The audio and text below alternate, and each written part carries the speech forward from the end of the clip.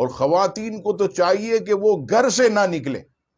خواتین گھر سے نہ نکلیں اور چراگاہ دیکھنے کے لیے بھی نہ نکلیں، کیونکہ 11ویں اور 12ویں رات کو آپ دیکھیے گا ہر طرف لوگ چھیل چھبیلے، آپ دیکھیے گا نوجوان یہ خاص طور پر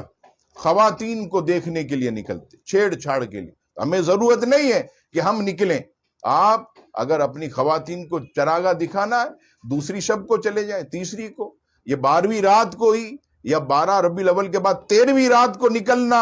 یہ اچھا نہیں ہے۔ عورتوں کا گھر میں رہ کر درود و سلام پڑھنا یہ سب سے افضل عمل، اللہ کے حبیب اس سے بہت خوش ہوتے اور نبی پاک علیہ الصلوۃ والسلام اس سے اپنا قرب بھی عطا فرماتے۔ تو کیا پتا خواتین باہر نہ نکلیں، حضور کی محبت میں پردے کے اندر گھر میں رہیں، درود پڑھیں، تو سرکار کریم ایسا کرم فرمائے کہ آئندہ 12 ربیع الاول کو اپنے دربار میں بلا لیں، اپنے روزے پر بلا لیں کہ میری ایسی جو ہے وہ کنیز نے، میری امت کی کنیز نے الحمدللہ مجھ سے اتنی محبت کی کہ وہ سڑک پر نہیں آئے، درود پڑھتی رہی گھر میں مجھ پر باوضو احترام کے ساتھ، تو کتنا جو ہے وہ کرم ہوگا۔